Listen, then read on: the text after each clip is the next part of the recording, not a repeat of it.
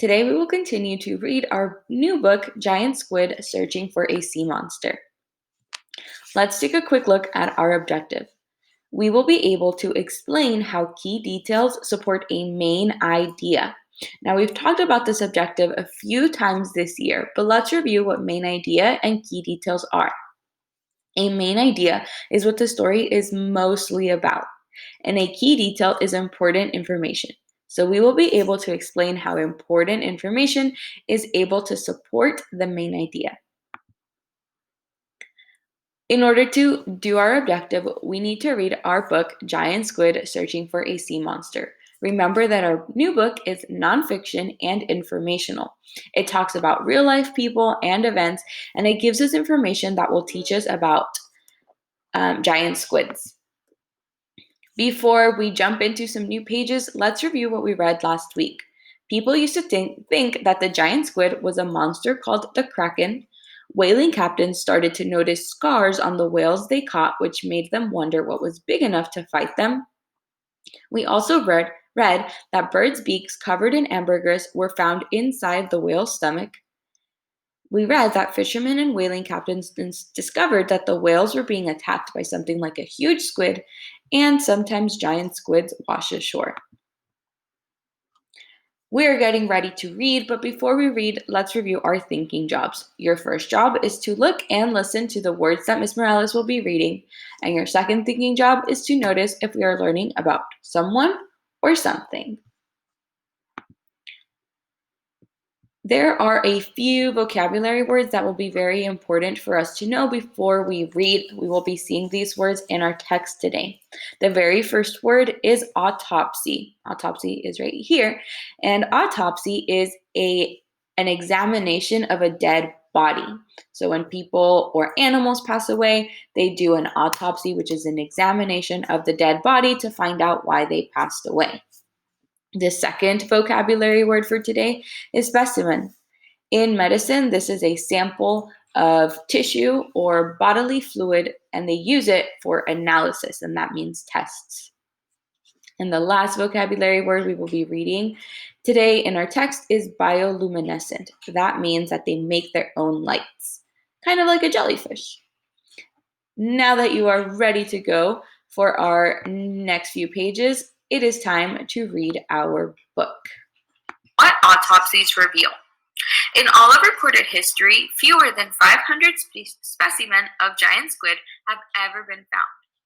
In more than 40 years of research, Clyde has examined nearly 100. The largest giant squid ever recorded was reported to measure 60 feet. That's 18 meters long. Clyde suspected that those who claimed to have found the world's largest giant squid may have stretched the squid and the truth a bit to make it seem longer. The largest specimen that Clyde has studied was nearly 46 feet. That's 14 meters long. Most of the adult giant squid found have been about 25 to 33 feet. That's 7.5 to 10 meters long. The tentacles make up 2/3 of their overall length. The giant squid ranks among the ocean's largest animals. Its size exceeded only by a few species of whales and sharks.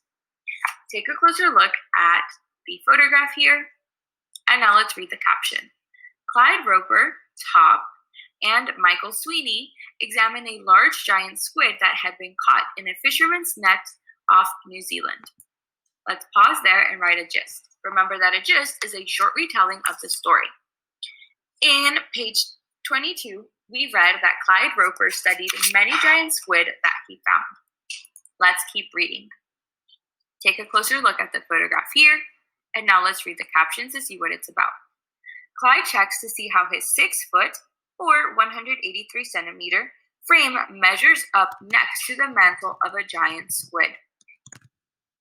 Squids, much like trees, have growth rings. Squids' rings are located in tiny ear bones called staphylids.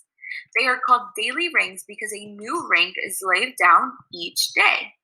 Clyde has counted the giant squid's growth rings to figure out that it lives about a year, possibly 2. This tells scientists that giant squid are very fast-growing animals. Take a closer look at this photograph here, and let's read the caption to see what it's about. A staphylococcus shown in front and back views helps a squid maintain its balance and tell it how fast it is swimming.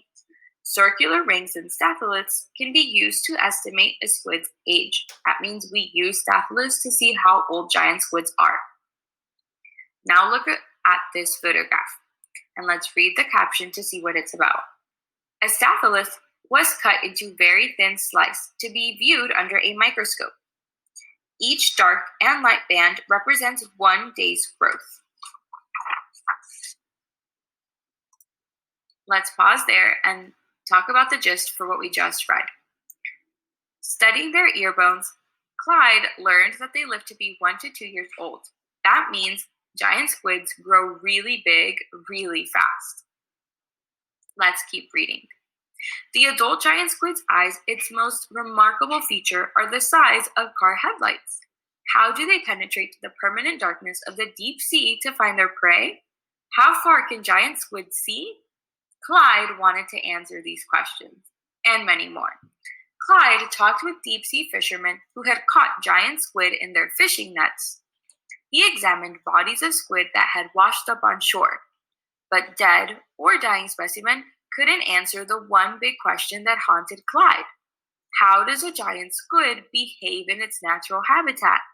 He decided he had to find out. Take a closer look at the photograph in the middle. It's probably Dr. Roper, but let's read the caption to see who it is. The eye of a giant squid is the largest in the natural world. This one is nearly the size of Clyde's head. Remember, Clyde is Dr. Roper. Let's pause there and look at the gist for the page we just read. Giant squid's eyes are huge. Let's continue reading. Many marine animals, such as jellyfishes, glow in the dark. Why? Maybe it's to attract mates or food, scare away predators, or to find their way in the blackness of the deep ocean. How do the sea creatures see in the dark? Below a depth of 660 to 3,300 feet, that's 200 to 1,000 meters, the ocean is in permanent darkness. There, the blinking lights on tiny microscopic animals look like fairy dust. They illuminate the fangs of strange deep-sea fishes. More than 3/4 of deep-sea animals are bioluminescent. That means they produce their own living lights, like fireflies. Clyde wondered if giant squid also glow in the dark. Let's go ahead and pause there in our reading, but let's look at a gist for page 25. In page 25, we read many deep-sea animals are able to see in the dark because they make their own living lights. What autopsies reveal? Hopefully you enjoyed reading today's portion of our book, but now it is time to practice our objective. Remember that our objective is that we will be able to explain how key details support a main idea. You might be wondering, why do we find the main idea? Good readers are able to identify who or what the author wants them to learn about. But good readers also know that the author will use key details to support or explain what the text is about. When we accomplish our objective, we have 3 thinking steps. The first thinking step is to ask, what is the author teaching us? That is the main idea. Once you have found the main idea, you can move on to step 2, which is to find important details that teach about the main idea. To do this, you're going to look in the heading, the text features, and keywords in the text. After you find important details, you can move on to step 3, which is to ask, how do the details help you understand the main idea? You're going to ask yourself, are these details examples or stories? Are they explanations or facts? Let's go ahead and practice using these thinking steps. That way you feel confident when it is time to do our TDQ. The very first step is to find the main idea. And when we are finding the main idea and scanning our pages, the first thing we need to ask ourselves is, are we learning about someone or something? We're going to find the main idea of page 24, which we just read. Let's go ahead and scan this page. That means we're not going to read the whole thing. We're just going to go through the page and quickly scan for information. As we scan, try to think, are we learning about someone or something? I see the word Clyde. I see Clyde again. He examined. Clyde. He decided. And we see a big photograph of Clyde. I think we are learning about someone. But who is that someone? We're learning about Dr. Clyde Roper. We saw his name many times in the text. We also saw a big photograph of Dr. Clyde Roper. That lets me know that we're learning about Dr. Clyde Roper, but now we need to ask ourselves, what about Dr. Clyde Roper are we learning about? If you remember back to our Read for Gist, we read that Dr. Clyde Roper was trying to ask himself, how far can giant squids see? Clyde wanted to answer these questions and many more.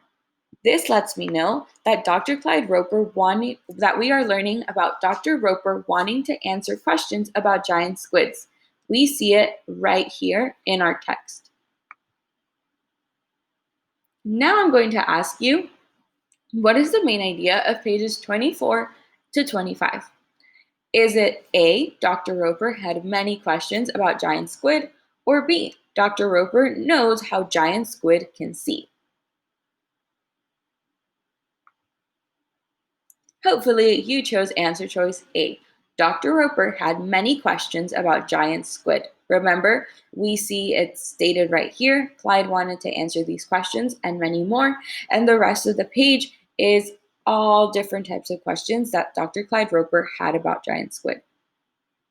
Let's pause there in our lesson, but let's review what you are going to do next. Up next, you'll complete the rest of today's lesson in the Google form.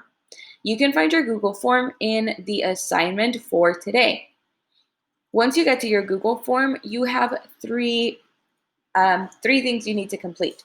The first thing is to review our thinking steps. You'll review our thinking steps to help us explain how key details support a main idea. Then you're going to complete a text-dependent question. Don't forget to use your thinking steps as you are working on it.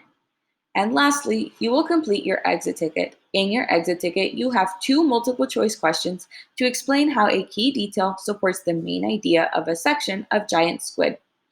In your Google form, there will be different videos before you get to some questions. It is very important that you are watching all of those videos so you can get all of the instructions and answers to some of our questions.